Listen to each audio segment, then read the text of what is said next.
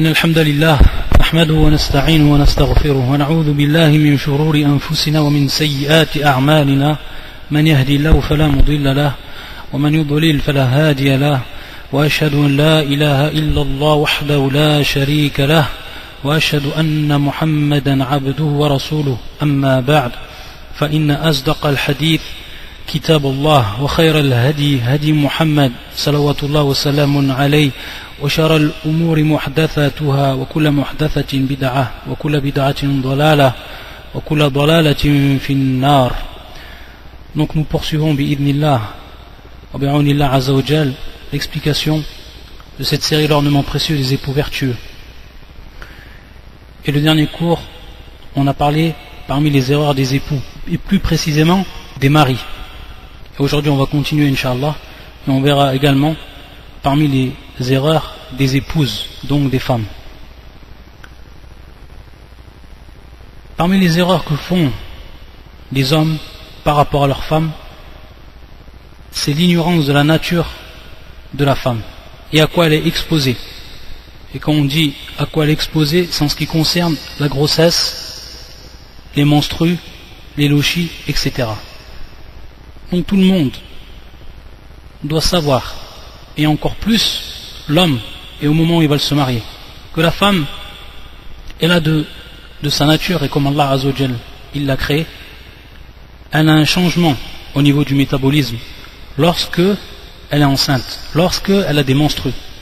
Donc elle a des passages qui lui sont difficiles, comme par exemple le fait de ressentir la gêne, le haraj, la nervosité, etc. Et à ce moment on va voir que la femme donc elle va s'emballer très vite, elle va se mettre en colère très vite, etc. Donc l'homme il doit savoir ces choses-là.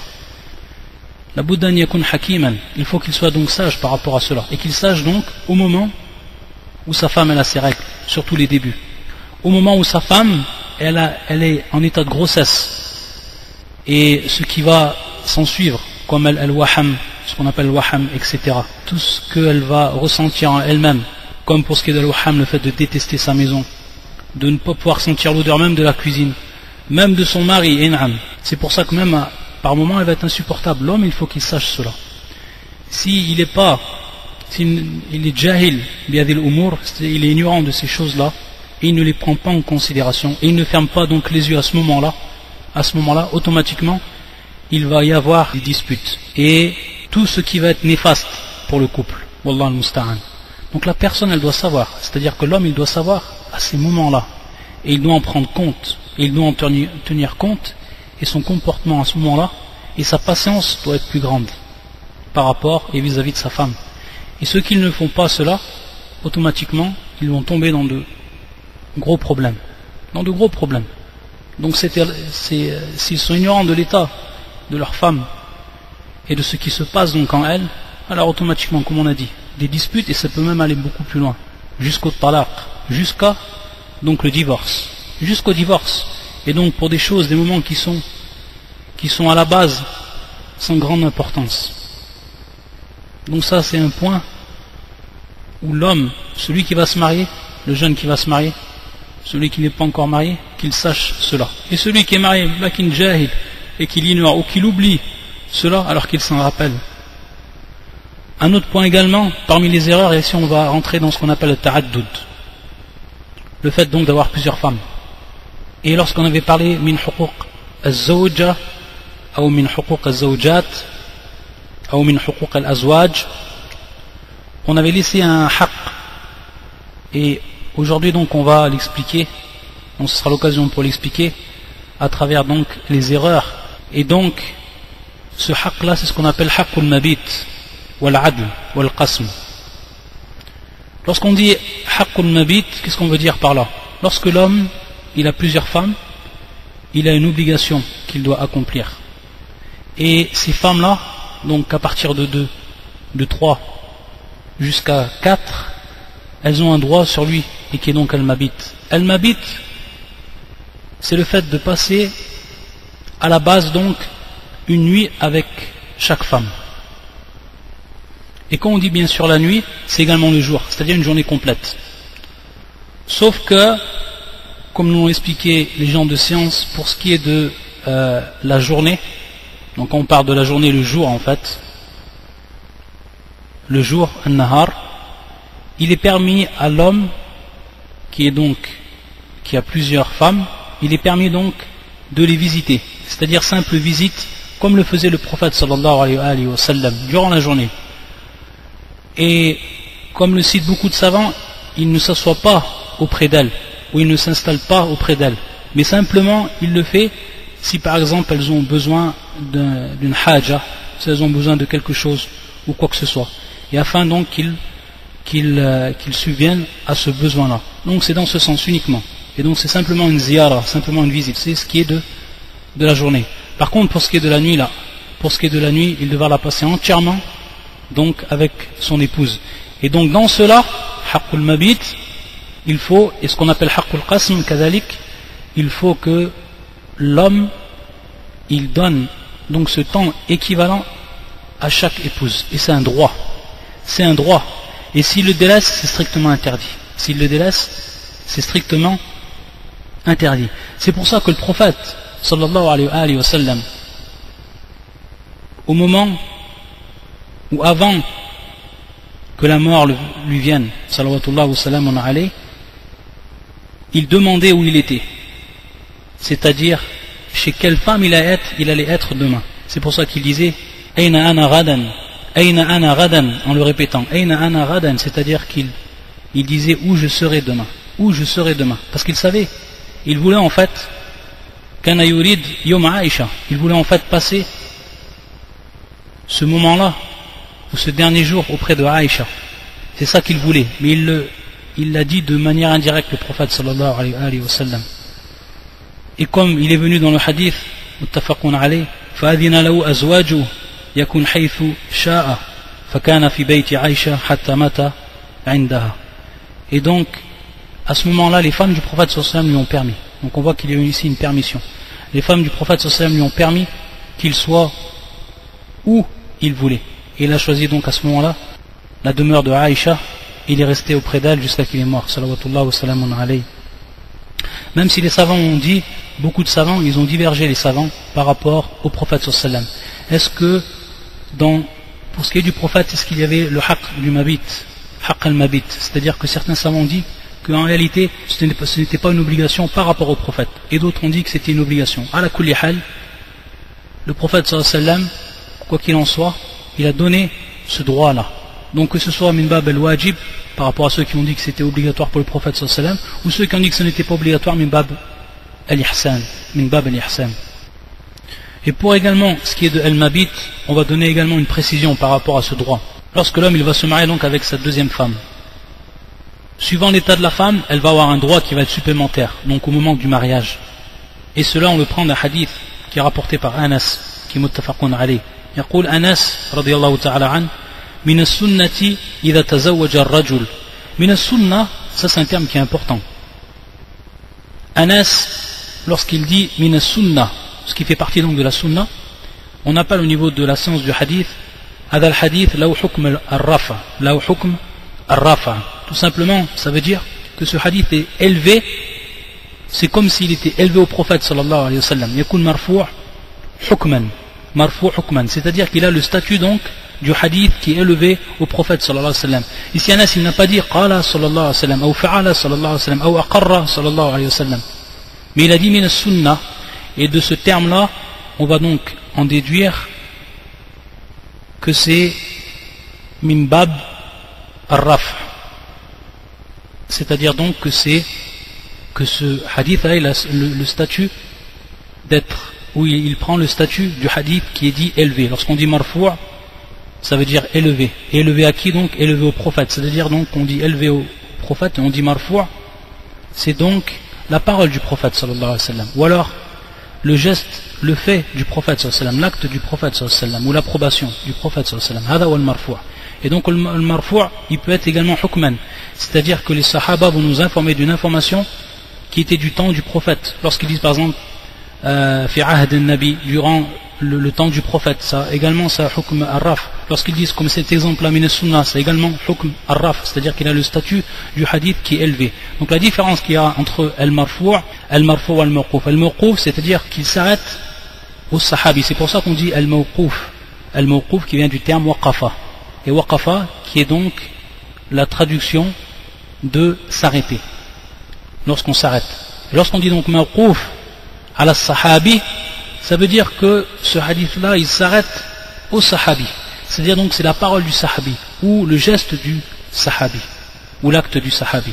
Et ce n'est pas l'acte du prophète sallallahu alayhi wa sallam, ou la parole du prophète sallallahu alayhi wa sallam, et ça ne prend pas la valeur de cela, donc de la parole ou de l'acte du prophète. Donc c'est une différence qu'il y a à faire entre al-marfou' ou al-mawquf, et également à connaître lorsque le hadith al-marfou' il est de manière ou de son statut, lorsqu'on dit donc marfou' hukman. Ça donc c'est simplement une parenthèse, et c'est une faïda que l'on donne par rapport à la science du hadith.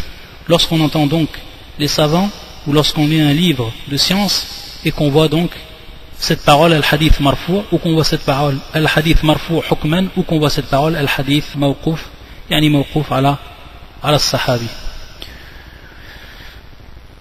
Donc il nous disait Anas min as-sunnati idha tazawwaja ar-rajulu al-bikra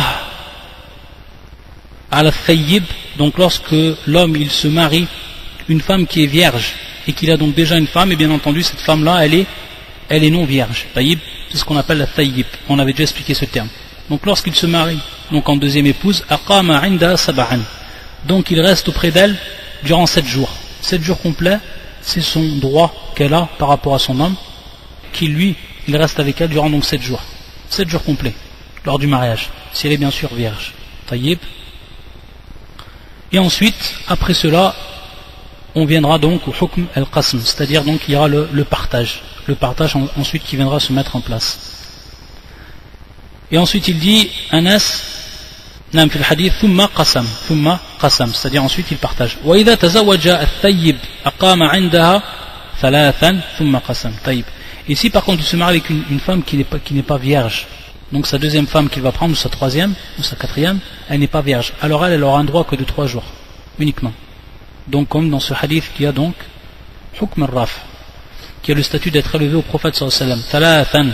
Thalathan, donc 3. Ça c'est la différence qu'il y a entre la femme qui est vierge et la femme qui n'est pas comme telle. Et donc parmi les erreurs qui adviennent de l'époux, c'est dans un premier temps qu'il ne donne pas ce adl-là, yani tark al-adl fil mabit. Ça c'est également une grosse erreur que la personne ou que l'époux va faire lorsqu'il va donc rester chez une femme plus qu'une autre, qu'il va accorder de temps donc à une femme plus que d'autres. Il va par exemple passer 2 jours chez une autre 1 jour, 2 nuits chez l'autre 1 nuit. Wallah al-musta'an. Et c'est pour ça que le prophète sallallahu alayhi wa sallam, regardez ce hadith pour les frères qui ont plusieurs épouses. يقول النبي صلى الله عليه وسلم من كان له امرأتان, celui donc qui a 2 épouses, فمال إلى إحداهما, et qu'il donc a penché vers une d'elles, donc qui a penché vers une d'elles par rapport bien entendu à ses actes, par rapport à al-mabit, etc. جاء يوم القيامة وشقه مائل, il va venir le jour du jugement, une moitié de son corps sera penchant. Ça donc ce sera sa punition par rapport donc à l'au-delà. Et ce hadith bien entendu il est rapporté par l'imam Ahmed wal-arba'a kadhalik, il est authentifié par Cheikh Al-Albani rahmatullah alayh. Également l'erreur que va faire l'homme, ce qu'on appelle donc les présents ou les cadeaux. Donc lorsque la personne ne fait pas de adl dans cela, et injuste par rapport donc au cadeau, donc à l'hiba de façon générale, et tout ce qu'il va donner donc à son épouse, qui va donc donner plus à une épouse qu'à une autre, qui va donner plus à des enfants d'une épouse qu'il va donner aux enfants d'une autre. Également ça, c'est une des erreurs que font les époux, et qui est également grave. Également pour ce qui est, et ça c'est encore plus grave, fi adl fi nafaqa, donc ce qu'on avait vu et qu'on avait donc expliqué dans les cours précédents, al-nafaqa. Donc à ce moment-là, al-nafaqa, pour ce qui est des al-zawjat, elle doit être de même pour tout le monde.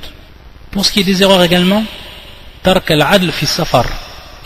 Lorsqu'il va donc voyager, il va délaisser donc cette équité entre les femmes, c'est-à-dire qu'il va voyager tout le temps avec une et il va délaisser les autres, ou il va délaisser l'autre.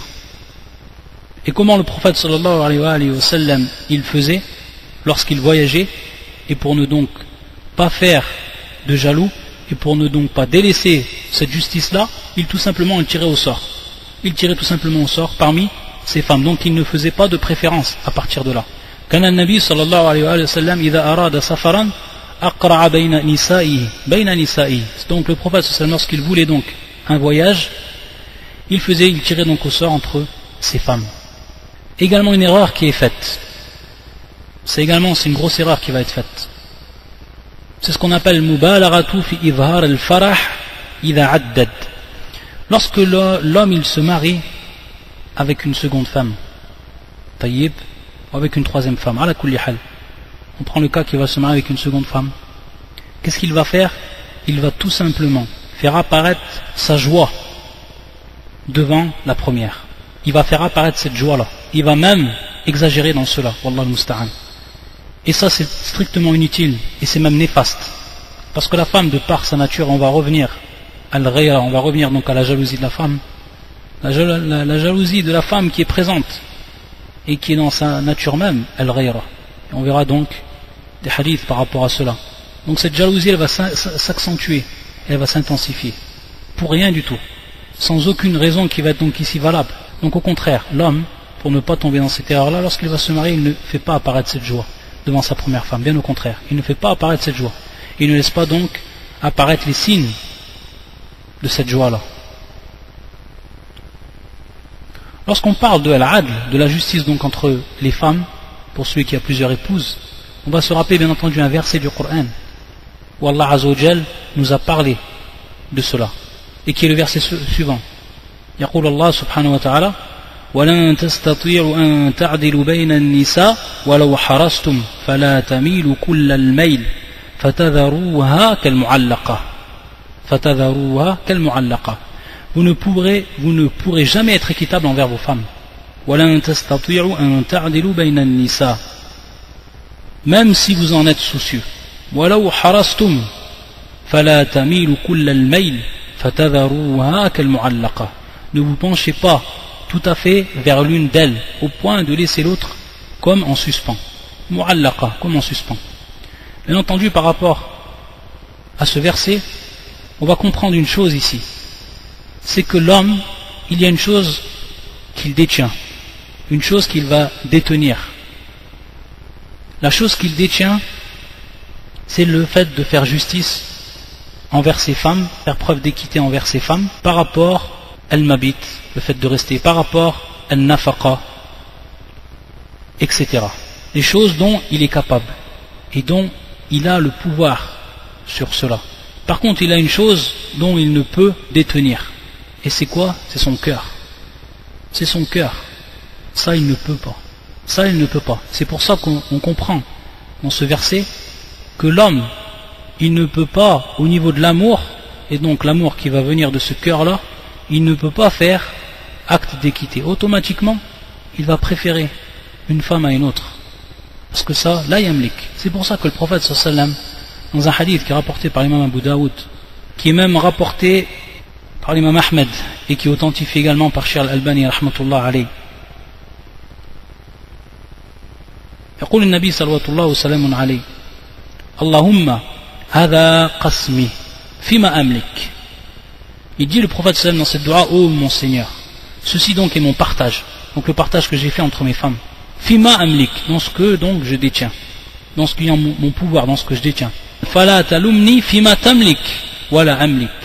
Alors ne me désapprouve pas dans ce que tu détiens toi. Et bien entendu ici c'est al-qalb, comme nous a expliqué l'imam Abu Daoud lui-même. Il a dit yani al-qalb, c'est-à-dire donc al-qalb, c'est Allah Azza wa Jal qui détient al-qalb alladhi yuqallib al-qulub wala amlik, et donc dont je ne détiens pas. C'est donc toi qui détiens cela et ce n'est pas moi qui détiens donc mon cœur, et l'amour qui va en sortir de ce cœur-là. Fala talumni. Alors ne me désapprouve pas par rapport à cela. Et on sait que le prophète sallallahu alayhi wa sallam, et de manière évidente, lorsqu'on lui a demandé quelle est la personne qu'il aimait le plus, il a dit Aïcha. Sarraha bidhalik al-Nabi sallallahu alayhi wa sallam, amam al-mala. Il a dit devant les gens, il a dit que c'était Aïcha qu'il préférait. Et bien entendu, on voulait par là les hommes, et il a dit donc son père. Et ça, il ne pouvait donc contrôler son cœur, et cet amour qui sortait de lui. Et ce n'est pas pour cela donc, ce n'est pas pour cela le prophète sallallahu alayhi wa sallam qu'il a délaissé ses autres femmes par rapport au droit. Non, bien au contraire. Le prophète sallallahu alayhi wa sallam, il a fait ce qui était de meilleur. Et dans le verset, fatadharuha kal-mu'allaqa, et donc vous les laisserez au point de les laisser comme en suspens. Al-mu'allaqa, c'est en réalité une femme qui va être mariée, qui est donc mariée avec un homme et dont l'homme l'a complètement délaissée. Cette femme-là, il l'a complètement délaissée. Donc il l'a délaissée kal-mu'allaqa, kal-mu'allaqa, donc une personne qui est en suspens, délaissée. C'est-à-dire que elle est mariée, elle a cet acte de mariage, mais en réalité, elle n'a pas la présence de son mari, qui l'a complètement délaissée. Ça, c'est le mu'allaqa. Et donc, Allah subhanahu wa ta'ala nous met en garde de ne pas donc pencher, et que cet amour-là ne prenne pas le dessus sur ce que la personne possède, et dont elle est capable, par rapport à al-nafaqa, par rapport à l'adfi safar, et tout ce qu'on a cité. Donc ça c'est pour ce qui est de ta'addud et les erreurs que les époux font par rapport donc à ce point-là, à cette situation. Et on fait également un rappel, ce rappel-là qu'on a déjà dit le dernier cours, mais qui est tellement important, lorsque le prophète sallallahu alayhi wa sallam nous a dit dans ce hadith authentique, la yafrak mu'minun mu'minatun in kariya minha khuluqan radiya minha khuluqan akhar, c'est-à-dire que le croyant, celui qui est croyant, mu'minun, celui qui est croyant, il ne déteste pas, on avait vu donc le terme la yafrak bima'na la yubrib, qui est donc du terme al-farq et qui est donc al-bourb. Il ne déteste pas la croyante, donc son épouse, la croyante. S'il déteste quelque chose d'elle, alors il va automatiquement être satisfait d'une autre chose, d'un autre comportement qui se trouve en elle. Ça c'est également un point qui est important, et que l'homme, avant de se marier, et lorsqu'il se marie, donc ce sera pour lui à titre de rappel, que cette parole prophétique, s'il l'applique comme il se doit, et c'est pour ça que, comme on l'avait cité, l'imam As-Sa'di, rahmatullah alayh, il avait cité ce hadith, un des principaux hadiths qu'il avait cité dans son livre, Al-Hayatus Sa'ida, donc la vie bienheureuse. Donc regardez, la vie bienheureuse, pour que la vie donc, elle devienne bienheureuse et que la personne se contente de ce qu'elle a. Et on va revenir également tout de suite après dans le prochain point, dans ce qu'on appelle Qillatul Qana'a, qui est également une erreur, qui va apparaître chez certaines personnes. Automatiquement, ce qu'ils voient en mal chez leurs femmes, ils le mettent devant. Et ils délaissent ou ils oublient tout ce qu'ils ont trouvé en elles de bien. Donc la personne doit faire l'équilibre. Il doit faire la balance entre cela. Et c'est pour ça, subhanallah, lorsque moi-même j'avais demandé un conseil à Cheikh Abd al-Razzaq al-Badr, il m'avait rappelé cette parole qui lui avait tellement plu de Cheikh Ibn Baz, rahmatullah alayh. Lorsque les personnes venaient se plaindre auprès du Cheikh, toujours le Cheikh, il leur rappelait que les houris, ce qu'on appelle donc les houris en français, elles ne sont donc les femmes du paradis, elles ne sont pas sur terre. Les femmes du paradis, elles ne sont pas sur terre. Ces femmes-là, on les trouvera, Inch'Allah ou Ta'ala, pour les croyants, on les retrouvera dans l'au-delà. Donc la personne, il faut qu'elle prenne conscience de cela. Et que de sa femme, il va automatiquement trouver ce qui ne lui plaît pas. Et qu'il devra donc faire l'équilibre et la balance dans tout ce qu'il va trouver de bien en elle. Et s'en rappeler. L'autre point et l'autre erreur également, Qillatul Qana'a, Inam. C'est-à-dire qu'on a des époux, on va trouver des époux malheureusement qui ne se contentent pas de ce qu'ils ont. C'est-à-dire bien entendu ici de leur épouse. Et qui vont en réalité regarder chez les autres. Et qui vont s'imaginer que les autres, ils ont automatiquement des épouses qui sont meilleures que la sienne. Ça c'est Qillatul Qana'a. Donc la personne ne se contente pas de ce qu'il a.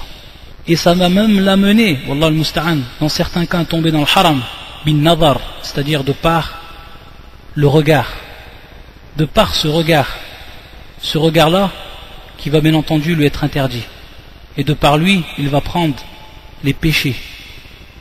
Et pour ce qui est donc al-mu'alaja, pour ce qui est de remédier à cela, c'est dans un premier temps taqullah wal muraqaba, c'est-à-dire que la personne se rappelle Allah Azza wa Jal, se rappelle qu'Allah Azza wa Jal le voit, qu'il craigne Allah subhanahu wa ta'ala, et qu'il sache que rien ne lui échappe, que ce soit dans le secret et le public, que même le regard, rien ne lui échappe, et que tout est écrit. Également raddul basar, qu'il rabaisse son regard, ça également ça va l'aider à se contenter de ce qu'il a. Et le fait qu'il va rabaisser le regard, ça va avoir un grand bénéfice pour ce qui est de son cœur. Islah al-qalb. Dans un premier temps, son cœur il va devenir apaisé, alors qu'il ne rabaisse pas le regard et qu'il regarde donc les femmes et qu'il compare donc ensuite avec son épouse et qui donc cela va l'amener à s'écarter d'elle et s'éloigner d'elle. Wallah al-musta'an. Hada min al-mafasid. Ça c'est des points que l'on note et qui sont plus que néfastes. Et ce cœur-là, il va devenir automatiquement tourmenté. Alors qu'au contraire, lorsqu'il baisse le regard, il va apaiser son cœur. Il ne va pas être tenté. Il va également protéger sa religion. Et le fait qu'il baisse le regard, ça va faire naître également dans son cœur donc force, al-quwa. Ça va lui donner donc al-quwa, quwat al-iman. Et également le farah, la joie. Et ça va l'aider à se rapprocher d'Allah Azza wa Jal réellement. Pourquoi? Parce qu'il va obstruer à ce moment-là l'entrée, une grande entrée par laquelle le shaitan, le djab, il entre, le shaitan. Et également ce qu'on appelle le zoom al-qana'a, c'est-à-dire qu'il se rappelle de manière continuelle, constante, inhérente, ce bien qu'il a en réalité, in'am, et qu'il se suffit de cela. Car la personne, elle a un bien, cette femme-là. Ça c'est une grande ni'ma. Et combien de gens, eux, ils n'ont pas cette ni'ma-là. On va ici passer à l'autre point,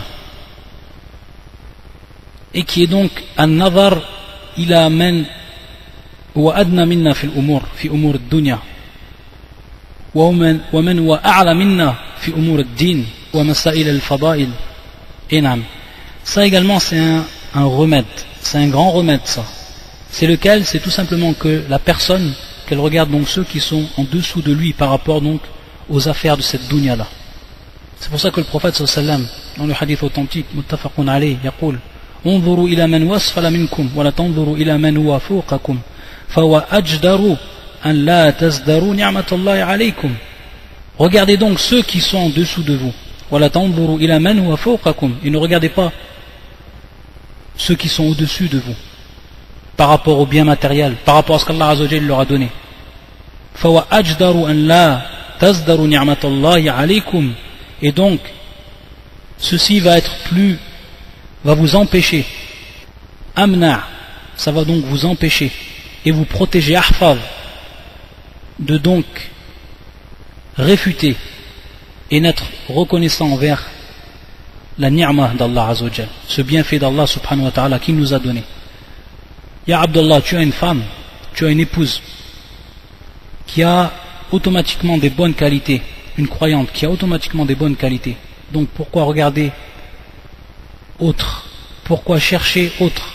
Et regardez cette parole de l'imam Ibn al-Jawzi, une belle parole de l'imam Ibn al-Jawzi fi kitabi Sayd al-Khatir.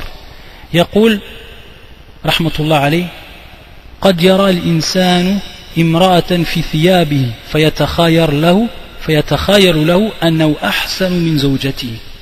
L'homme peut-être qu'il va voir une femme dans ses habits et il va s'imaginer tout simplement qu'elle est meilleure que sa femme.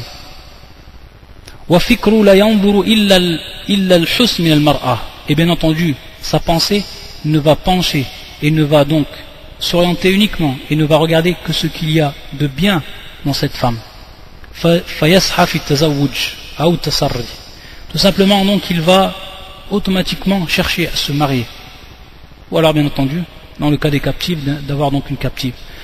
فإذا حصل له مراد لم يزل ينظر في الحاصل التي ما كان يتفكر فيها. Et donc, lorsqu'il a atteint ce qu'il désirait, donc son objectif, il ne cesse donc de regarder dans ce qu'il a réellement, ce que il a obtenu réellement et ce que lui il s'imaginait. Fayamil. Ensuite, Fayamil, automatiquement il va s'en lasser. ويطلب شيئا آخر, il va donc demander encore autre chose. وأن حصول أغراضه في الظاهر ربما اشتمل على محن منها. Tout simplement, il ne va pas se rendre compte, et il ne va pas savoir que le fait qu'il a obtenu ces choses-là, ce qu'il a voulu, ce qu'il a donc désiré, et dans le cas ici des femmes, في الظاهر, donc dans ce qui est apparent, cela va comprendre donc dans son intérieur des épreuves. اشتمل على محن منها, et parmi elles أن تكون الثانية لا دين لها ولا عقل, c'est-à-dire que la deuxième il l'aura trouvée sans religion, sans dîne et sans raison. أو لا محبة لها ولا تدبير, alors sans amour, un amour donc qu'elle aura pour lui. أو ولا تدبير, ou alors une femme qui ne sait absolument pas gérer, qui ne sait pas gérer les affaires du foyer, etc. Donc regardez, il va donc délaisser plus que ce qu'il aura obtenu. Et regardez ce qu'il va dire également. وهذا هو الذي أوقع الزنات في الفواحش. C'est ce qui a fait tomber donc les gens du zina, les gens qui commettent l'adultère, dans cet acte-là. Fil fawahish, qu'ils vont s'asseoir auprès de la femme au moment où elle cache, elle, tous les défauts qu'elle a. Elle ne fait apparaître que ce qui est beau en elle. وظهور محاسنها فيتلذذ تلك الساعة. Ils vont jouir ces quelques heures. ثم ينتقلون إلى أخرى. Et ensuite ils vont donc passer à une autre. Pourquoi? Parce que ces gens-là, ils n'ont cherché que l'apparence. Et ils n'ont vu cette femme que dans l'état où uniquement lorsqu'elle a fait apparaître ce qui était bon en elle, et ce qu'elle a caché bien entendu. Hadil uyub. C'est pour ça qu'ils sont tombés fizina. C'est pour ça qu'ils sont tombés fizina. Tout simplement, s'ils seraient restés avec cette femme un certain temps, les défauts vont apparaître. Et eux, ils n'ont pas de djinn. Ils ne vont pas revenir donc au djinn. Ils ne vont pas revenir donc à la sunna du prophète sallallahu alayhi wa sallam. La yafrak mu'minun mu'mina. Ce hadith, il va appliquer ce hadith. Et donc, ils vont ensuite passer à une autre femme, et ainsi de suite. C'est ce qui les a fait tomber dans le zina, wallah al-musta'an. Parmi les autres points également que l'on cite pour que la personne continue donc à avoir cette qana'a, qu'il se contente donc de ce qu'il a, c'est également la compréhension authentique de la signification de la beauté. Et ça, tout simplement, on revient à un des cours qu'on avait fait et qu'on avait expliqué, une des paroles de Ibn al-Qayyim al-Jawzi pour ce qui était de la beauté. Également, an-nadharu fil awaqib, c'est-à-dire que la personne doit regarder, doit observer ce qui va advenir, c'est-à-dire les conséquences de son acte-là. Le fait qu'il va regarder donc autre que sa femme, il ne se contente pas de ce qu'il a, automatiquement cela va provoquer en lui de la tristesse, du tourment et également l'instabilité du cœur. L'instabilité du cœur. Et on revient également ici, dans ce cas-là, on revient également à la parole de Ibn al-Jawzi rahmatullah alayh, et ce qu'on a traduit à partir donc de sa parole. Ça, c'est ce qui est pour les erreurs des époux. Et bien entendu, on n'a pas cité toutes les erreurs de façon détaillée. Pourquoi cela? Parce que dans beaucoup des cas, ou la plupart des cas, lorsque la personne, elle va à l'encontre, ou elle n'établit pas, ou elle n'observe pas le droit que sa femme, elle a sur lui, il va tomber automatiquement dans ce qui est al-khata, et dans l'erreur. Taïb, donc, lorsqu'on revient également au cours que l'on a fait par rapport au droit des épouses, tout ce qui va aller à l'encontre de cela, ça va bien entendu rentrer dans l'erreur. Pour ce qui est des épouses, également donc, on va rappeler certains points par rapport aux épouses, avec tout ce qu'on a rappelé également auparavant. Parmi les erreurs que font les épouses par rapport à leur homme, c'est ce qu'on appelle mubalaratu fi tatallubil kamal. Tout simplement que la femme, ou beaucoup de femmes, exagèrent dans la demande de la perfection. Et encore plus la femme avant son mariage. Elle croit tout simplement que l'époux, et bien entendu, elle va se référer à ce qu'elle a vu auparavant. Et on parle d'al-waqi', on parle du quotidien. Pour beaucoup de sœurs, celles qui n'ont pas eu d'iltizam auparavant et qui sont ensuite rentrées dans l'iltizam, pour ce qui est le cas de beaucoup de sœurs, elles vont tout simplement se rappeler les films qu'elles ont vus, les films romantiques, l'image qui a été donnée de l'époux ou l'image qui a été donnée de l'homme. Elles vont se raccrocher à ça. elles vont tout simplement s'imaginer, par rapport à ce qu'elles ont vu, l'homme parfait, l'homme qui sera toujours simple, sans problème, sans défaut important. Et lorsqu'elle se marie, la femme, elle s'aperçoit d'une chose qui est autre. Elle va s'apercevoir tout simplement du waqi', c'est-à-dire qu'elle va être confrontée au quotidien et la réalité de la nature humaine. Wallah al-musta'an. C'est pour ça que la femme qui est intelligente et la femme qui est posée, elle ne va pas laisser son imagination lui jouer des tours ou prendre le dessus sur elle. Bien au contraire, c'est une femme qui va se préparer déjà moralement et psychologiquement à affronter les problèmes qu'elle va automatiquement rencontrer, qu'elle va rencontrer dans ce qui est de l'imperfection. In'am. An-naqa'is, la bout chez l'homme, qu'elle va trouver donc cette imperfection. Et qu'elle sache que la réalité du quotidien comprend des joies et des douleurs, des jours calmes, paisibles et des orages, des larmes de joie et des larmes de tristesse, des paroles douces et des paroles dures, des regrets, des remords et des joyeux souvenirs. Et non, ça fait partie de la vie. Ça c'est le quotidien. Et c'est ce que la personne doit affronter. Parmi les erreurs également que l'on cite, et dont on avait déjà tiré l'attention sur ce problème, c'est le peu d'importance que donnent certaines femmes au respect des parents de l'homme, de son époux. Et non. Et plus particulièrement la mère. Il faut savoir, et ça c'est également une chose que la femme elle doit savoir, lorsqu'elle va se marier avec un homme, cet homme-là, dans la plupart des cas, il aura une mère. Il faut qu'elle sache que cette femme-là, automatiquement, il va y avoir des tensions entre elle et la mère. Pourquoi? Parce qu'elle va se marier avec une personne qui est sortie de son ventre, à cette mère-là. Une personne qu'elle a éduquée toute sa vie. Ça, il faut qu'elle se le mette en tête. Et on avait rappelé la jalousie de la mère. Et que c'était à elle de gagner son cœur. Et non, pas le contraire. C'est pas le contraire qui va être fait. Mais c'est la femme, c'est l'épouse qui doit tout mettre en œuvre, et dès le début, à gagner le cœur de sa belle-mère. Et non le contraire, qu'elle attend de rien de sa belle-mère. Si elle veut réellement réussir dans sa vie. Et non, parce que automatiquement la mère ou la belle-mère va avoir une influence directe par rapport à son enfant et par rapport au couple. Donc le fait qu'elle a gagné son cœur, elle aura tout à y gagner. Et bien plus encore, c'est que la mère, que son cœur a donc été gagné, le jour où il va y avoir une discorde, al-khilaf, c'est peut-être même elle qui va prendre la défense de sa belle-fille et qui va faire comprendre à son enfant les droits, etc. qu'elle a par rapport à lui. Et non. Donc elle va prendre sa défense. Bien au contraire, s'il y a des tensions, automatiquement la mère, elle va s'en mêler, elle va donc empoisonner la situation. Donc ça également, c'est une chose que la femme, elle doit savoir, et c'est une grosse erreur de ne pas y prêter attention. Donc elle sache que c'est à elle, et on répète, c'est à elle de gagner son cœur, et non le contraire. Également, un point que l'on cite et que l'on avait déjà détaillé dans nos cours auparavant, c'est le peu d'importance que l'épouse va donner à la beauté devant son homme. L'épouse, il faut qu'elle se fasse belle, et on avait déjà cité. Il faut qu'elle se fasse belle, il faut qu'elle entretienne cette relation avec son homme. Il faut qu'elle le protège. Et elle le fait, elle le fait pour Allah Azzawajal, afin de conserver son foyer, afin de conserver son homme, afin qu'il n'aille pas voir et qu'il ne soit tenté à l'extérieur, là où les portes de la fitna sont ouvertes. Donc ça, c'est également un point qu'on avait détaillé et que l'on cite, et qui est une erreur qui est faite, où les femmes ne prennent pas soin d'elles par rapport aux habits, par rapport donc à la beauté de façon générale.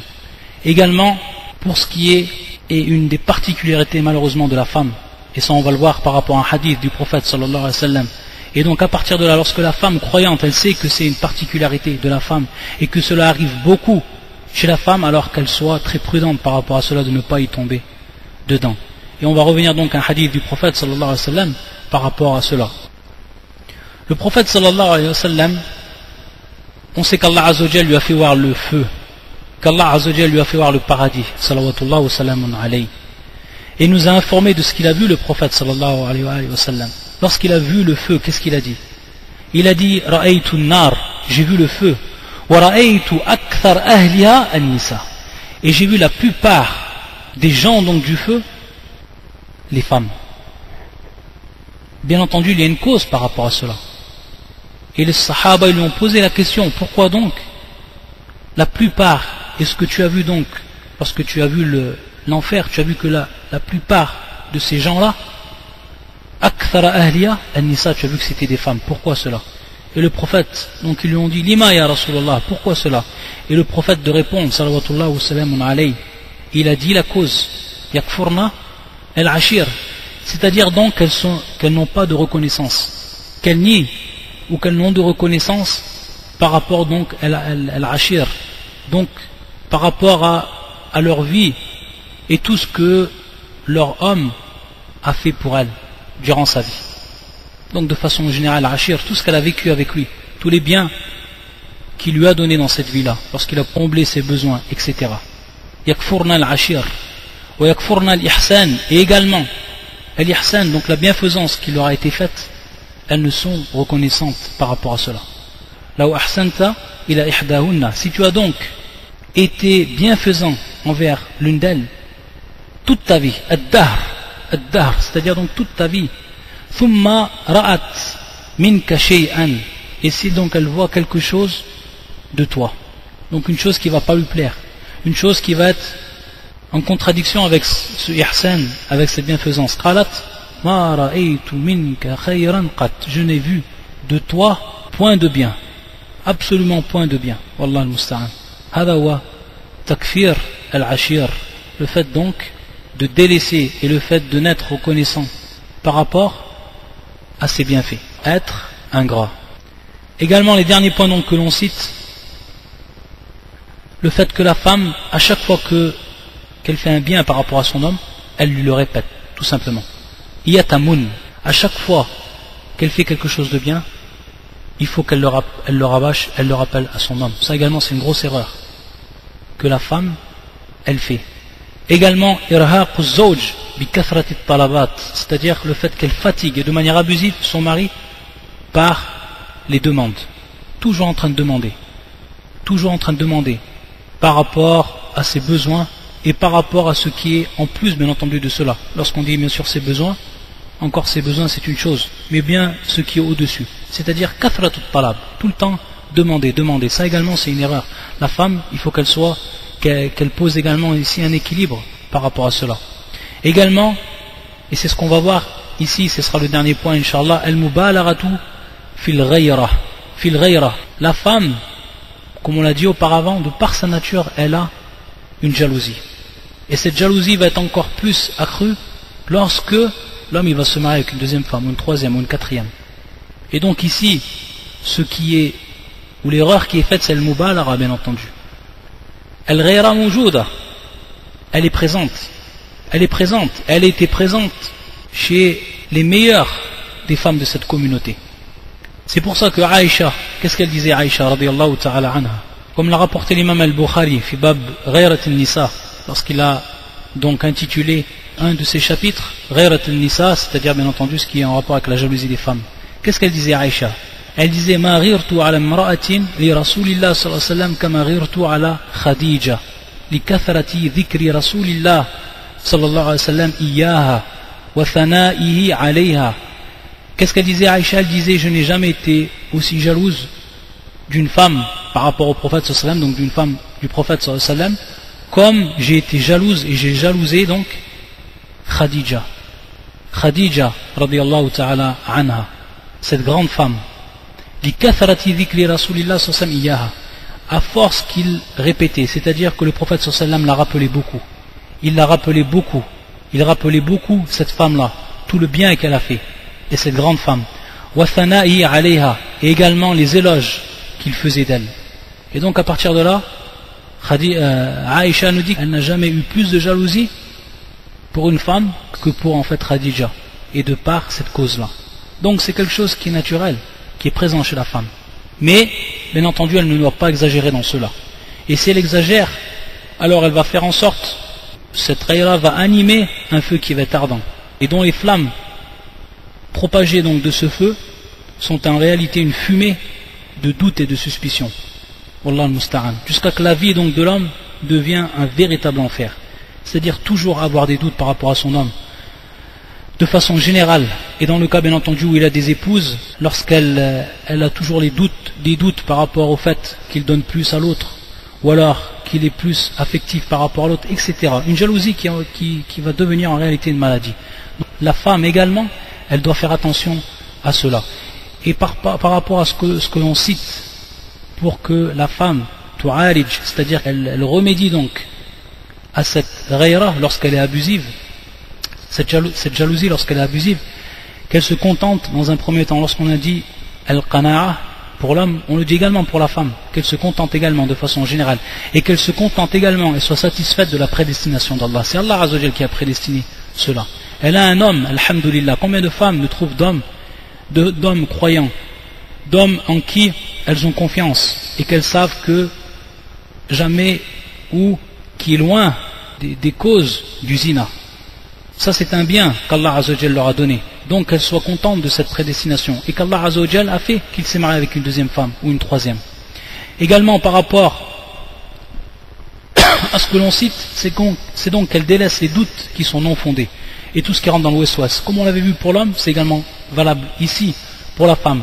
Que ce soit donc les doutes pour l'homme de façon générale, même celui qui n'est pas marié, ou alors les doutes par rapport à ce qu'on a cité au niveau de lorsqu'il y a plusieurs femmes. Également l'isti'adha billah min ash-shaytani ar-rajim. Également, ça c'est un point qui est important.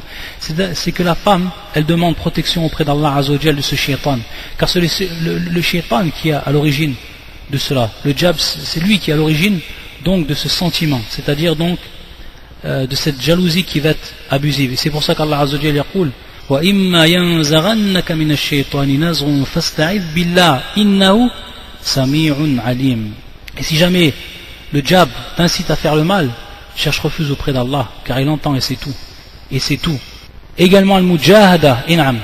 Al-mujahada, si la femme elle a à faire une lutte donc contre elle-même, contre son nafs, à lutter donc contre son nafs, c'est à ce moment-là. Al-mujahada.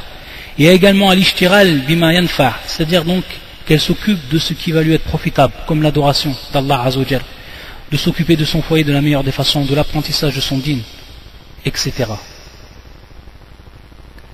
Et également, Inch'Allah, parce que c'est le dernier point, on va le citer donc ici, ce sera le dernier point, une des erreurs qui est faite par la femme, c'est qu'elle ne porte d'importance aux états de l'homme, et à ses sentiments. Car l'homme également, il a des sentiments.